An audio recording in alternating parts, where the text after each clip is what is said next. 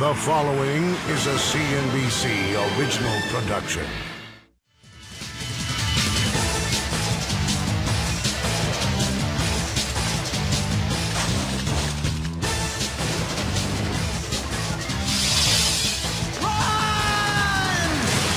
They can be as fantastic as a faraway galaxy, as real as next door, laid back or action-packed. For a regular Joe, or even a pro, video games make fantasies come true. Whether that's driving a Formula One race car, whether it's flying a spaceship, skiing down a mountain slope, or snowboarding, or being in a war. They let you do what you always wanted to do.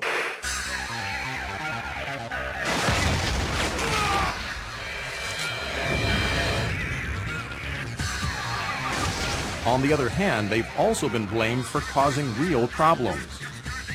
The ability of our children to access pornographic and violent material on an M-rated video game is spiraling out of control. To play or not to play? Despite the questions, more and more people are saying yes. This is not a fad.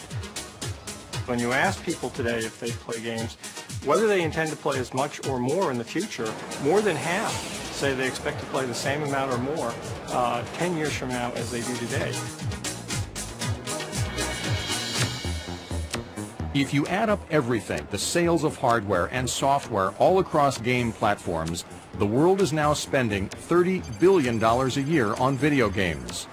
And the game playing population keeps growing. I have an Xbox, GameCube. Not all gamers are nerdy and ugly and have no lives outside of video games. Everybody plays video games. I'm sure like even the hottest of blonde chicks, and they'll play Snake on their cell phone when they're bored.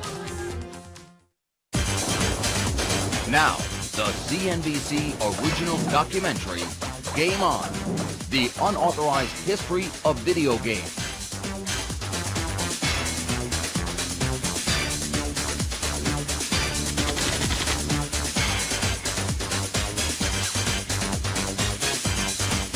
Press start now. Believe it or not, it all began with an atomic scientist. That's right, a nuclear physicist named Willie Higginbotham. In 1958, Higginbotham was working at the Brookhaven National Laboratory on Long Island. Now, a nuclear research lab in the middle of suburbia at the height of the Cold War wasn't exactly a welcome neighbor.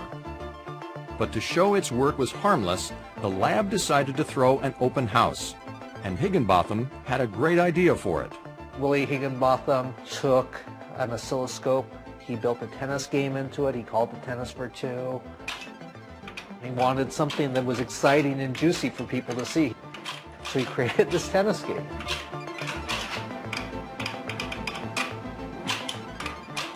Tennis for Two was the hit of the open house. People waited online for hours for a chance to play the game. But that's as far as it went. After all, how many people have an oscilloscope? Yet the idea of playing games electronically on a screen didn't go away.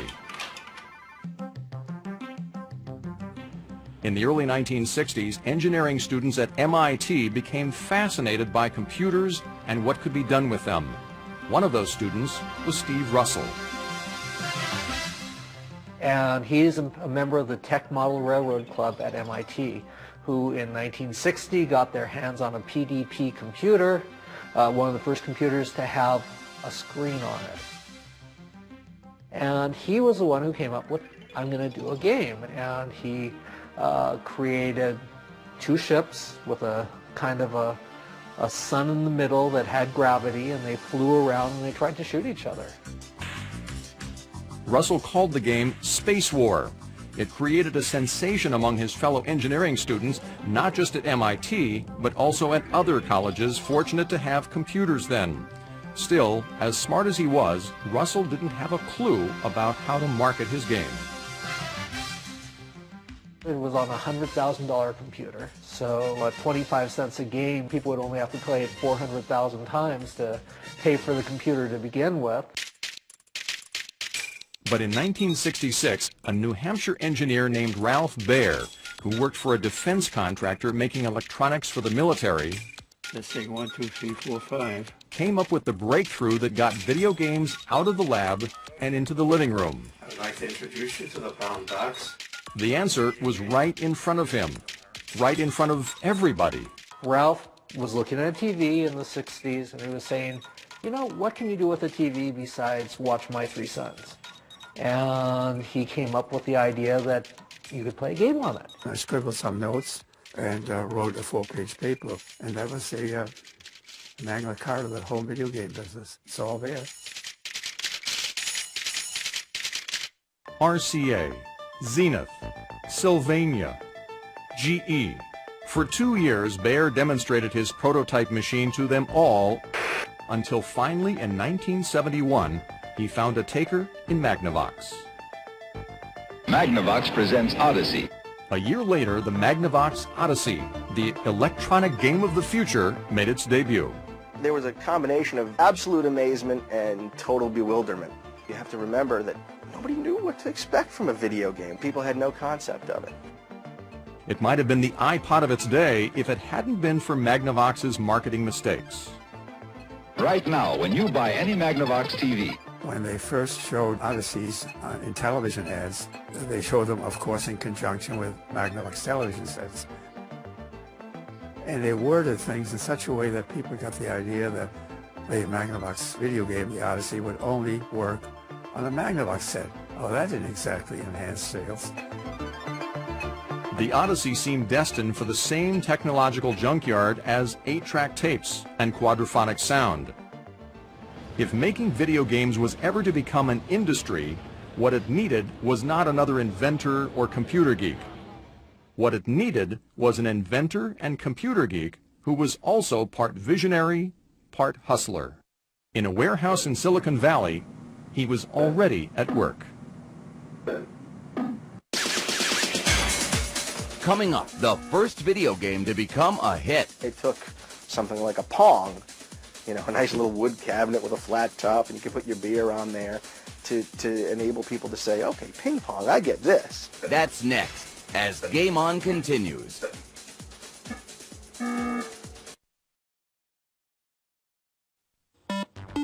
Now, back to Game On, the unauthorized history of video games.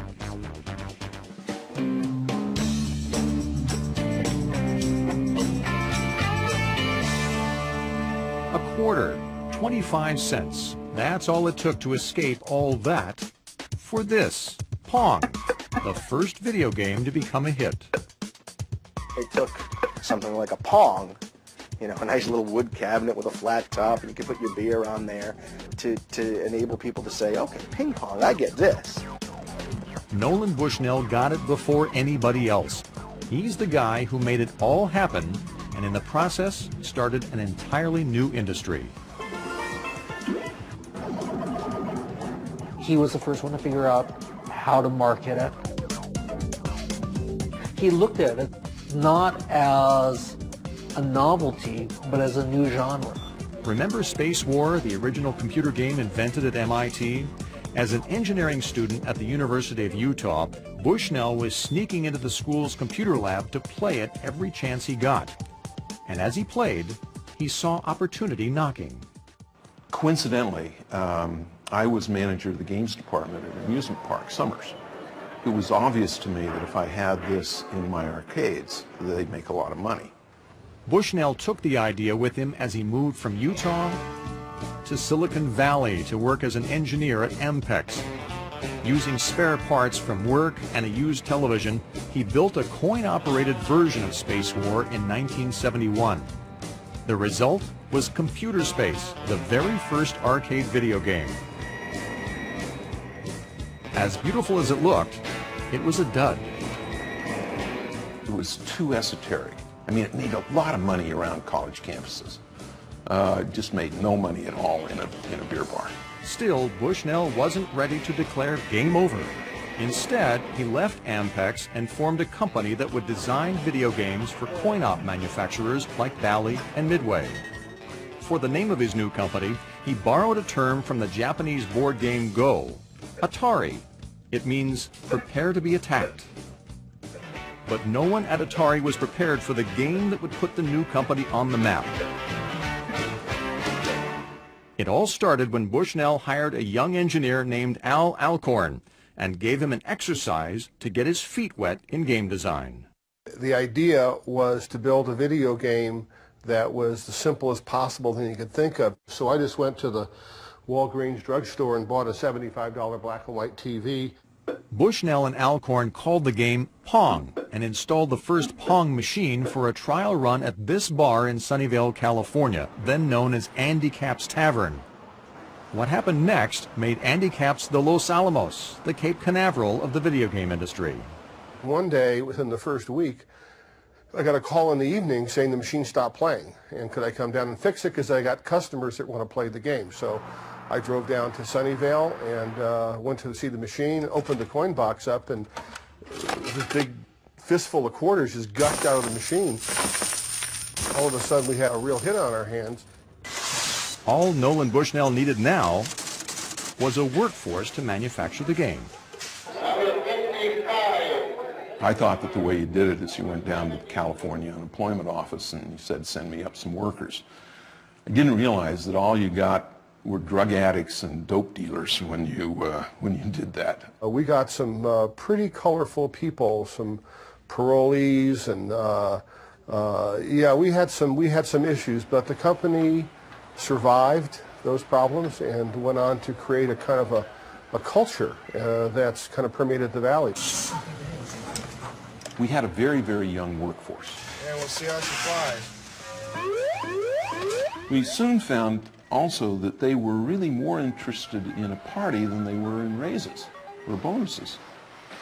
And so we would set a quota, and if they hit a quota, we'd have a beer bust on the back dock.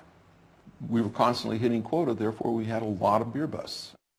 And there was plenty of money to pay for all those kegs. Within a year, Atari was raking in $1 million from the sales of Pong.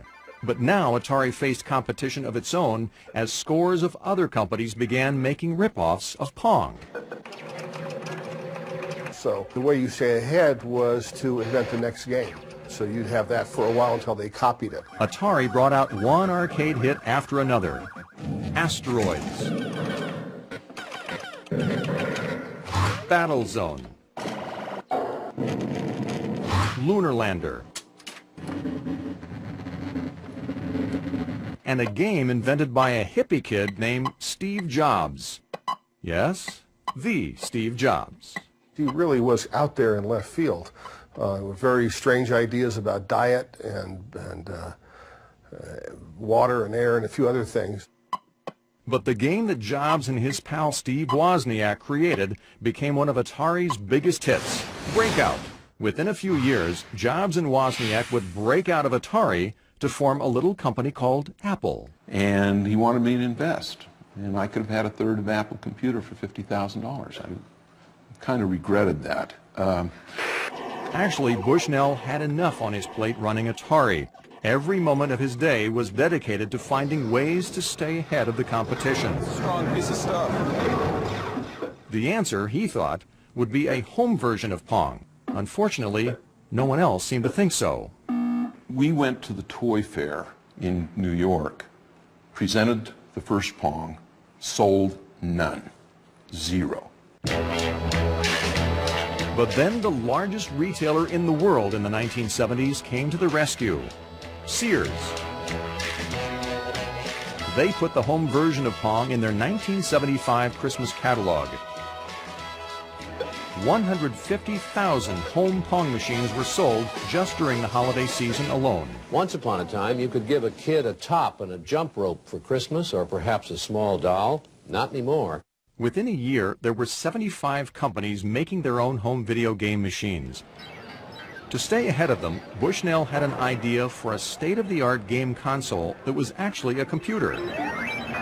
What he didn't have was the money to manufacture it. I did the calculation, how much it was going to cost me to raise the capital and the uncertainty. And I felt that the best thing to do was to sell the company. And so, in 1976, Bushnell sold Atari to Warner Communications for $28 million. We thought Warner Communications understood the hit business, the hit music business, the hit movie business, and would understand that some games don't work and some games do. So that was the choice. At the time, it seemed like a great deal. At first, everything at Atari was the same. As chairman of the board, Bushnell was still coming up with new ideas. Like a chain of restaurants where kids could play video games. Yes, Nolan Bushnell is also the father of Chuck E. Cheese. Children the world over are the same. They like fun, food, entertainment, and games.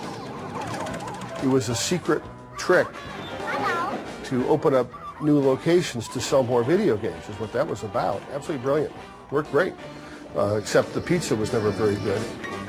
The engineers didn't make very good pizza.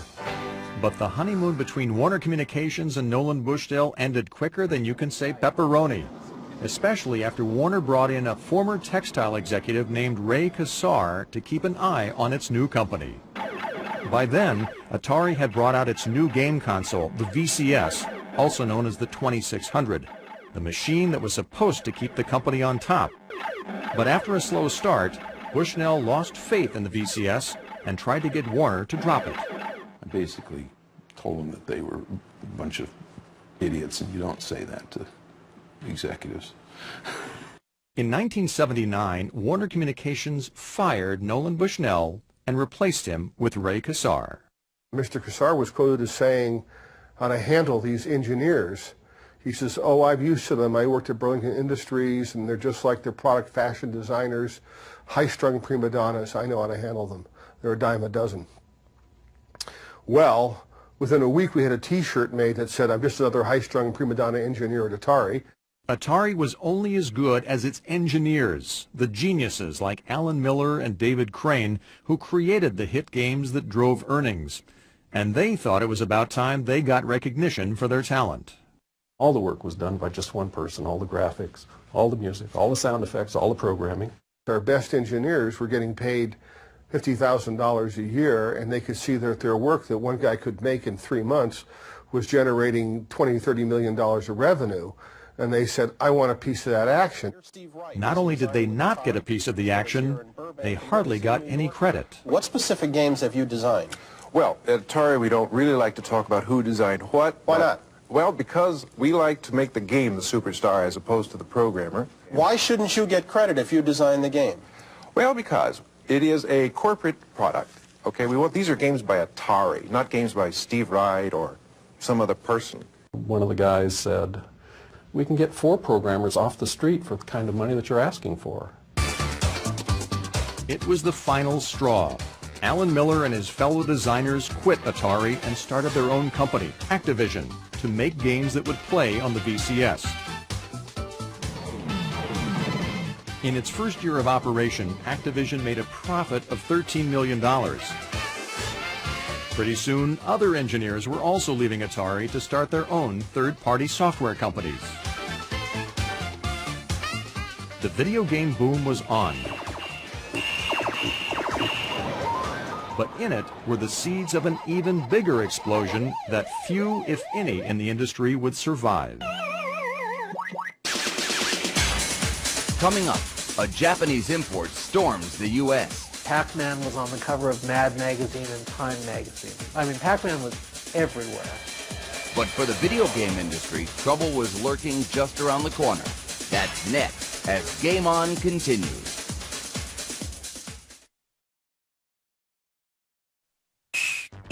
We now return to Game On.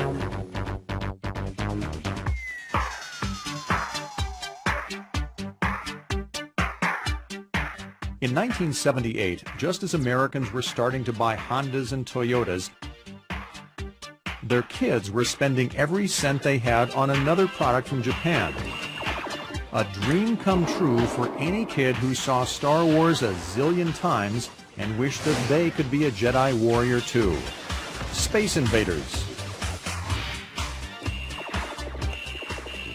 Space Invaders said, hey, you want to be Luke Skywalker? Here you go. You had this thumping soundtrack with this heartbeat that would get you more and more excited as you played, and these wonderful spacey sound effects. Fighting Space Invaders' never-ending onslaught of evil aliens became a Japanese obsession. They had to increase the number of 100 yen pieces they were minting because so many were inside Space Invaders machines at any one time that they were running out of 100 yen pieces. The yen to play Space Invaders turned out to be just as great in America. By 1979, there were 60,000 Space Invaders machines in the United States, each making $300 to $400 a week.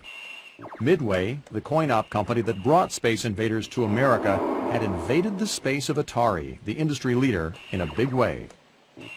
Rather than fight it, Atari CEO Ray Kassar hitched a ride into orbit with the game by licensing the home rights.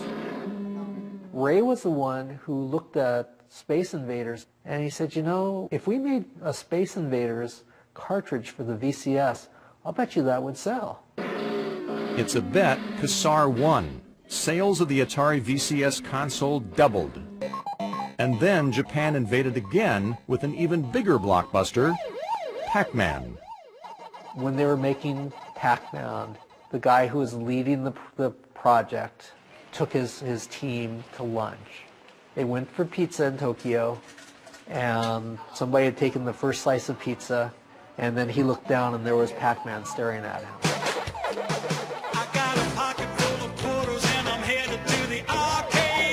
Japan had started a global epidemic.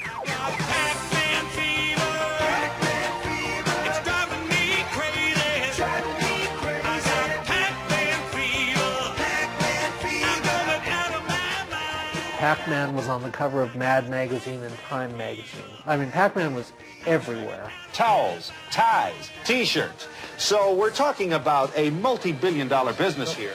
But not every Japanese video game manufacturer was making it big overseas. A playing card company turned toy and game maker named Nintendo just couldn't get off the ground in America.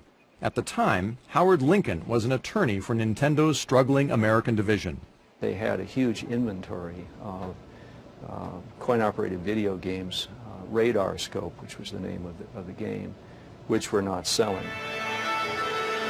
But what Nintendo also had was Shigeru Miyamoto. Today, he's considered one of the greatest video game designers of all time. But back then, he was a brand new hire, personally discovered by Nintendo's boss, Hiroshi Yamauchi. Hiroshi Yamauchi looked at him and said, wow, there's something special about this guy. There's some kind of creativity here that I've never seen before. The guy's going to be a force. Miyamoto started off by creating something that no other video games ever had, a story. And I thought, well, if we have a guy who's chasing after a gorilla, who's kidnapped a girl as he goes up, then that would be something that would be very fun. Not only did Miyamoto come up with a wacky game, he also gave it a wacky name, Donkey Kong. My idea for the name was to have something that essentially meant dumb monkey. And in Japan, the word Kong is very closely associated with gorillas. And so we took that, and I had, from somewhere or someone, heard that in English donkey means dumb. And so actually the name came about perhaps because of my somewhat limited English abilities at the time. But Donkey Kong's popularity was unlimited. It became the most popular game in the world after Pac-Man, and Nintendo's first hit in America. Donkey Kong, Pac-Man, and Space Invaders ushered in the golden age of video games. By 1981, Americans had dropped 20 billion quarters into arcade machines. But no golden age lasts forever, and this one ended the way it began, with another alien from outer space. The year was 1982. E.T. was the blockbuster movie of the year. Everybody wanted to cash in on the E.T. craze, and the video game industry was no exception. Hey! Destroying television. Before long, there was Henry Thomas, the young actor from the movie, starring in commercials for Mattel's Intellivision game system. Steve Ross, the head of Atari's parent company Warner Communications, had an even bigger plan for exploiting the extraterrestrials' extraordinary popularity. He wanted to get Steven Spielberg to come make movies for Warner Brothers instead of just being with Universal, where he was with Jaws and E.T. Great. Good. Print that one. And to show that he could, pardon my language, that he could piss with the big boys, he said, I'll tell you what, I'll give you $25 million for the licensing fee to license E.T. for the Atari VCS. When Spielberg said okay, Ross ordered Atari to have the game ready by the start of the Christmas shopping season. There was only one problem. That favorite time of year for the kids and their retailers was only 6 weeks away. And, of course, the game was terrible. It's remembered as one of the worst games of all time, and deservedly so. On the heels of Atari's worst game came December 7th, 1982. A day that will live in video game infamy. There may be trouble in Toyland, at least in the video games division. This week, industry giant Warner Communications, makers of Atari, announced that 1982 earnings would be far below previous expectations. The day of the announcement, Warner's stock plummeted. Atari CEO Ray Kassar tried putting on a brave front. We've been in the limelight, and any little sneeze, I think, has had a pneumonia impact on the street, but business is still very good. But the damage was done. Atari lost $350 million and laid off 3,000 employees. And as Atari crashed, so did the entire industry. Mattel, the maker of Intellivision, faced a deficit of $200 million. Coleco was on the verge of bankruptcy. On the coin-op side, Bally Midway saw its profits slide by 85%. We had this hit product called the Atari VCS. It made billions of dollars. It was a great product, obviously, but it was going to end. Eventually, it petered out. I think every game that could have been made for Atari was made. And not all of them were hits. There were a tremendous amount of bad games being made. There were also some very good games being made. But when the market is flooded with an inferior product, you can only burn people so many times. According to legend, and very well verified legend, Atari took millions of games that just they could not sell. They put them on some trucks, they drove them out into New Mexico, they dumped them in the desert.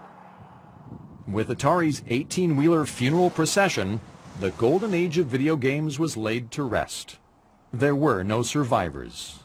Or so it seemed. Coming up, it's Mario to the rescue.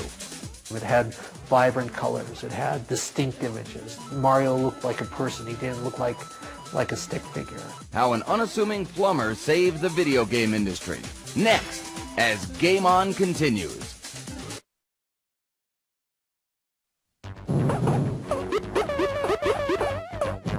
Now, back to Game On. By 1985, video games were history. But at the Consumer Electronics Show that year, tucked away in a small booth, was the company that brought the world Donkey Kong, Nintendo. The Japanese game maker was exhibiting its latest product, the Famicom, a video game console. The video game business may have died in America, but it was alive and well in Japan. In fact, Nintendo had sold 3 million Famicoms there. Still, that didn't matter much stateside. All of the buyers thought, this is really slick, really neat, but they would not touch it, even if we guaranteed the sale. It was it's too risky. Not wanting to scare off any more American retailers than it already had, the company stopped calling the Famicom a video game machine and renamed it the Nintendo Entertainment System, or NES.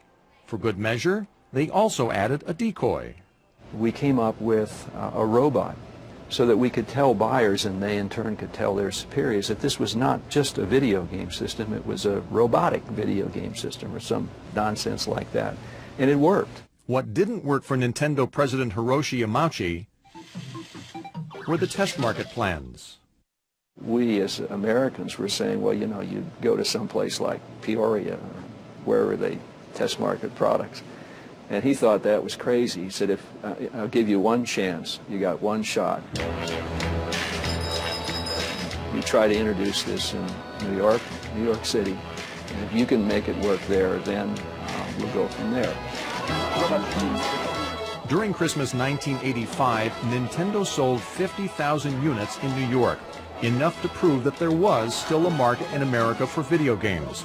And what really helped sell the NES was the video game included with it, a home version of Nintendo's Japanese arcade blockbuster, Super Mario Brothers.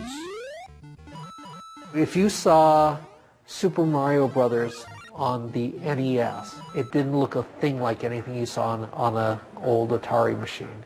It looked like the arcade game. It had vibrant colors. It had distinct images. Mario looked like a person. He didn't look like a stick figure. You saw clouds and mushrooms and creatures. It all paid off.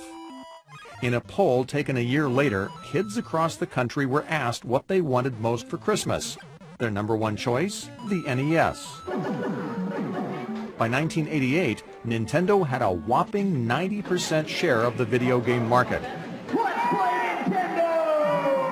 The company's domination of the industry got even bigger when it introduced its video game equivalent of Sony's Walkman. And Nintendo had none other to thank for its success than Mikhail Gorbachev.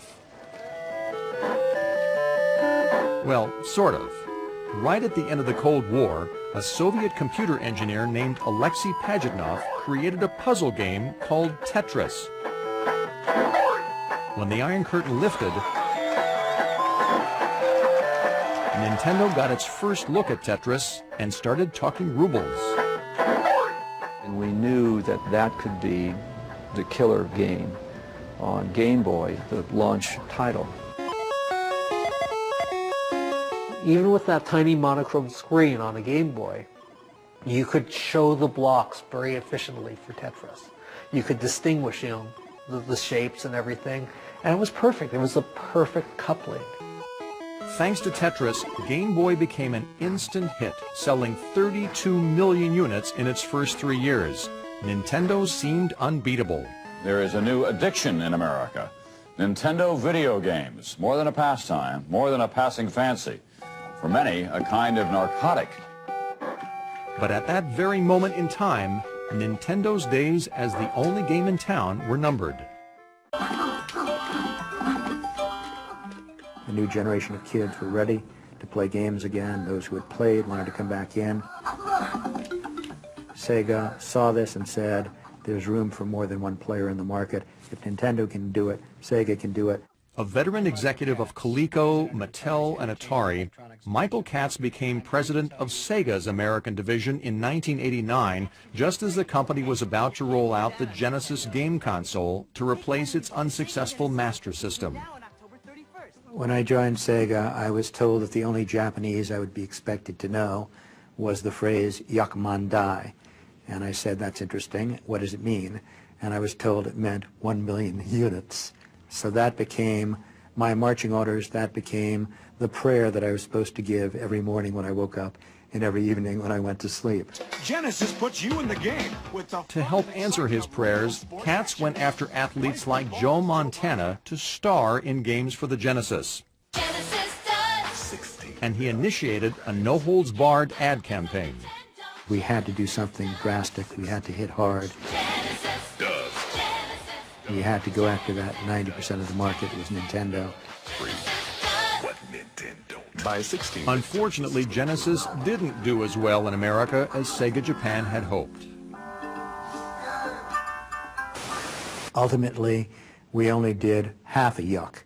When I was at Sega, we did 500,000 units. Out went Michael Katz as president of Sega America, and in charged Tom Kalinske, an executive from Mattel.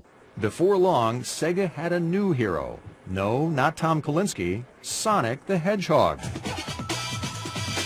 One of the things we bragged about was how fast we could have action on our system, how fast we could move sprites around on the system, and so Sonic was designed to be a very fast-moving character. And they just did very, very edgy ads. Hey! You still don't have a Sega CD? What are you waiting for, Nintendo to make one? The consumer was left with the impression that, you know, if you were cool, you used a Sega system, and if you were a 5-year-old kid, you used a Nintendo system. All of a sudden the share started going up, and we went from, you know, literally single-digit share to double-digit share to 20% share to 30% share. At that point, I knew we had arrived.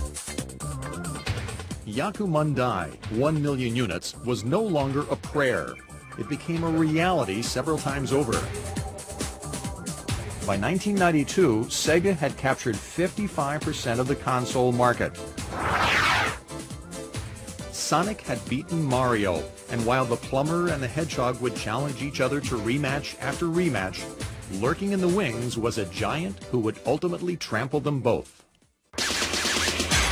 Coming up, a new player in the video game called PlayStation.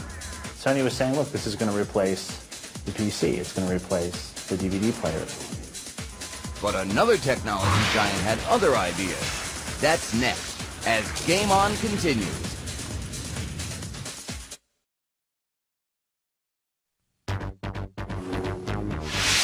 Now, Game On continues. In the 1990s, more and more people were discovering that personal computers were also fun game machines. And when computers started coming equipped with CD-ROM drives, the gameplay got even better. You know, the game of the year has always been a board game, and this year it's not. The CD-ROM game Myst sold over 1 million copies. It's like a novel in which you are participating. And pretty soon, Nintendo wanted CD-ROM drives for their very own. Nintendo and Sony began exploring a partnership.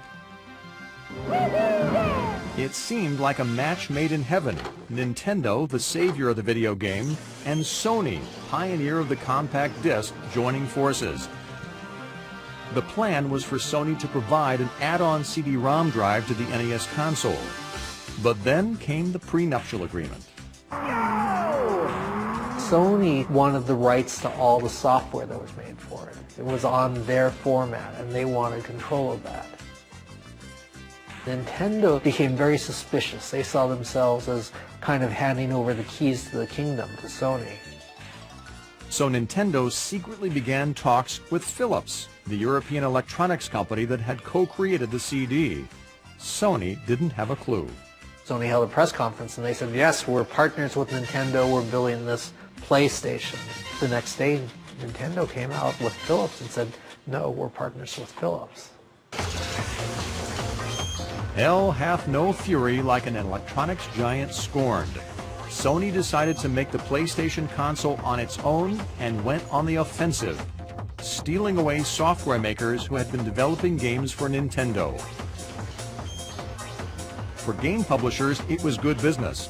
A Sony CD-ROM was cheaper and faster to program and produce than a Nintendo game cartridge. It took a lot of time to actually manufacture the cartridges. So if you had a hit game, you will obviously want to sell more. The only problem is you can't get those cartridges into the stores for another 3 months because you had a very long lead time. Games also looked better on PlayStation than they did on either Nintendo or Sega. It's just like if you were in the game, it just sucks you right in, you know? The next thing you know, they owned the market. They had a good system, they priced it aggressively, they were the ones who remembered that you were supposed to be giving away razors to sell the blades. The blades in this case being the games themselves. That's where console makers make their real money. The guy who controls the proprietary format is the toll keeper. Everybody's got to pay him money to put their product on his machines. It's a licensing business. And if you become the king of the hill, everybody has to salute you. And they have to salute you by writing a check. PlayStation. All those checks made Sony's revenge not only sweet, but profitable. Debuting in 1995, PlayStation became the world's best-selling game console and was soon generating 40% of Sony Electronics' annual revenues. With Sony the new king of the hill, Nintendo and Sega became pretenders to the throne, reduced to a distant second and third place. By then, Sony's plans for a next-generation PlayStation, the PlayStation 2, had awakened the gaming instincts of another technology giant, Microsoft. Sony was saying, look, this is going to replace the PC. It's going to replace the DVD player. It's going to be the anchor of your home entertainment experience and can go beyond that as well. Replacing the PC was not what the leading computer software maker in the world wanted to hear, especially since PlayStation was outselling the top 5 PC makers combined. The growth of the PlayStation business outpaces the overall industry growth. The sort of messaging Sony did around PlayStation 2 certainly catalyzed a lot of kind of competitive spirit amongst people at Microsoft who really, didn't particularly enjoy Sony saying that a game console was going to replace Excel, for instance, or Word for Windows. What Bill Gates at some point said was, hey, look, there's a living room. That's one room in the house we haven't broken into yet. Just 1 week after Sony released PlayStation 2 in the spring of 2000, Bill Gates broke in. Well, here it is, the first time it's been seen in public. Microsoft would be making its own game machine, the Xbox. Hey, you guys want coffee and donuts? Its premiere in November 2001 at Toys R Us in Times Square gave New York City one of its first moments of fun after the tragedy of 9/11, with Gates himself on hand to sell the very first one. Since introducing Xbox and its successor Xbox 360, Microsoft has lost $4 billion in its attempt to enter the living room. It doesn't matter to Microsoft that the Xbox division lost money every single quarter, 4 quarters a year for 4 years. Didn't matter. They were pleased because of the way they saw it. They walked into a market where no one took them seriously. And the next thing you know, they were a player. That was in the console market.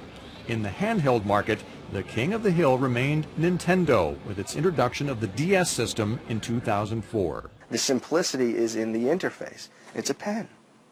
Everybody knows how to use a pen. My 3.5-year-old boy knows how to use a pen. User-friendly also became Nintendo's strategy for regaining a larger piece of the console market in 2006 with its Wii system. The most interesting thing about the video game business is that each 4 or 5 years there's a new hardware system, so there's a complete reshuffling of the deck.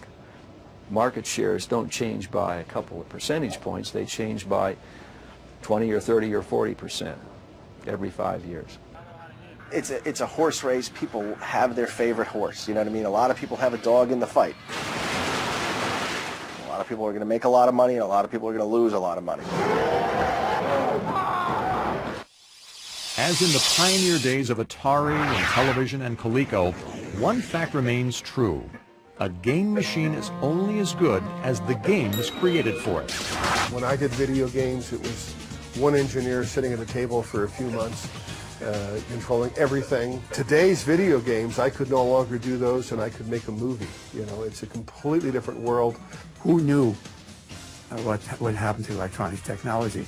Could you begin to think of what a microprocessor was going to do to business in 1966, 67? There wasn't even a word, never mind a reality. I envisioned it becoming large. I don't think I ever felt that it would be larger than the movie industry, theatrical tickets.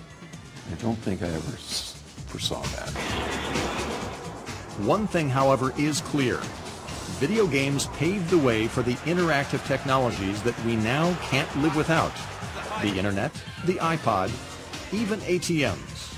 It's only really now that we're kind of reaching the zenith of this video game culture where everything must be interactive and everything must have some level of interactivity or ability for it, or it's quickly becoming a dinosaur. And so we are living in the video game world now. Game over. He wanted something that was exciting and juicy for people to see, so he created this tennis game.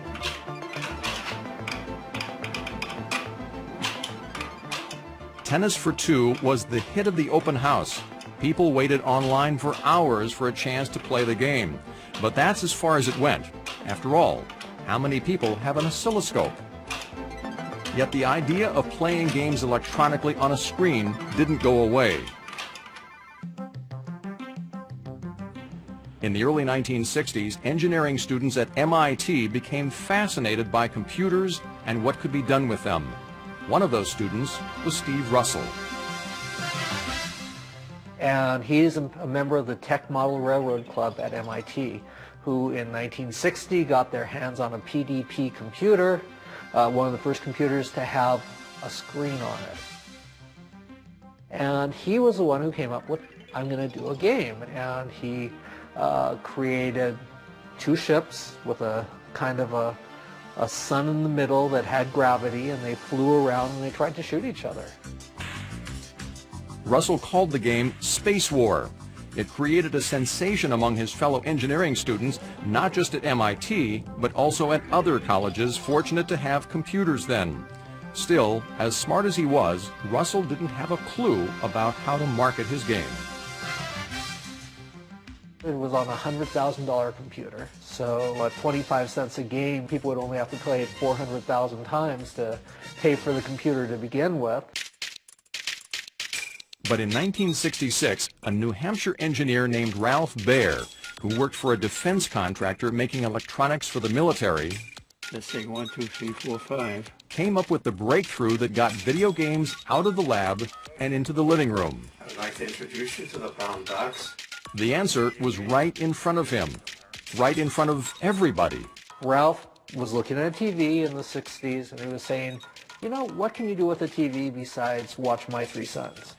And he came up with the idea that you could play a game on it. I scribbled some notes and wrote a 4-page paper, and that was the Magna Carta of the whole video game business. It's all there. RCA, Zenith, Sylvania, GE. For 2 years, Baer demonstrated his prototype machine to them all, until finally in 1971, he found a taker in Magnavox. Magnavox presents Odyssey. A year later, the Magnavox Odyssey, the electronic game of the future, made its debut. There was a combination of absolute amazement and total bewilderment. You have to remember that nobody knew what to expect from a video game. People had no concept of it. It might have been the iPod of its day if it hadn't been for Magnavox's marketing mistakes. Right now, when you buy any Magnavox TV, When they first showed Odysseys in television ads, they showed them, of course, in conjunction with Magnavox television sets. And they worded things in such a way that people got the idea that the Magnavox video game, the Odyssey, would only work on a Magnavox set. Oh, that didn't exactly enhance sales. The Odyssey seemed destined for the same technological junkyard as 8-track tapes and quadraphonic sound. If making video games was ever to become an industry, what it needed was not another inventor or computer geek. What it needed was an inventor and computer geek who was also part visionary, part hustler. In a warehouse in Silicon Valley, he was already at work. Coming up, the first video game to become a hit. It took something like a Pong, you know, a nice little wood cabinet with a flat top, and you could put your beer on there to enable people to say, okay, ping pong, I get this. That's next, as Game On continues.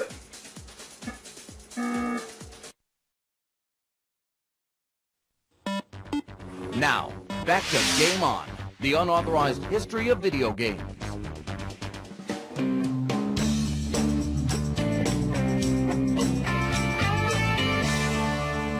A quarter, 25 cents. That's all it took to escape all that for this, Pong, the first video game to become a hit. It took something like a Pong, you know, a nice little wood cabinet with a flat top, and you could put your beer on there to enable people to say, okay, ping pong, I get this. Nolan Bushnell got it before anybody else. He's the guy who made it all happen, and in the process started an entirely new industry. He was the first one to figure out how to market it. He looked at it not as a novelty. Or more 10 years from now as they do today. If you add up everything, the sales of hardware and software all across game platforms, the world is now spending $30 billion a year on video games. And the game playing population keeps growing. I have an Xbox, GameCube. Not all gamers are nerdy and ugly and have no lives outside of video games. Everybody plays video games. I'm sure like even the hottest of blonde chicks, and they'll play Snake on their cell phone when they're bored. Now, the CNBC original documentary, Game On, the unauthorized history of video games.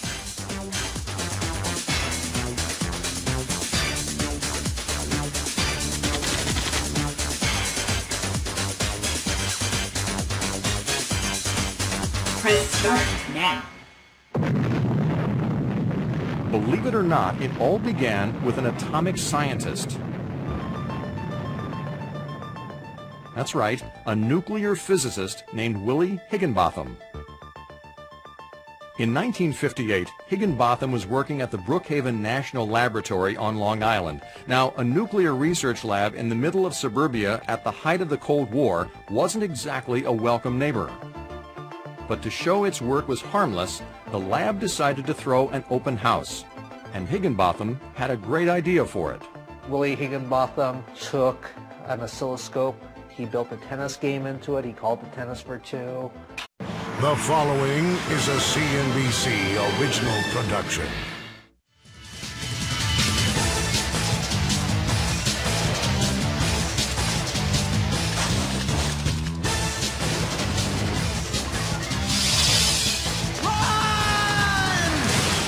They can be as fantastic as a faraway galaxy, as real as next door, laid back or action-packed, for a regular Joe, or even a pro. Video games make fantasies come true. Whether that's driving a Formula One race car, whether it's flying a spaceship, skiing down a mountain slope, or snowboarding, or being in a war. They let you do what you always wanted to do.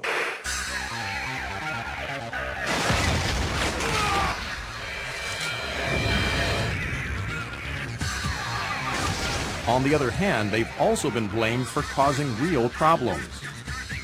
The ability of our children to access pornographic and violent material on an M-rated video game is spiraling out of control. To play or not to play? Despite the questions, more and more people are saying yes. This is not a fad. When you ask people today if they play games, whether they intend to play as much or more in the future, more than half say they expect to play the same amount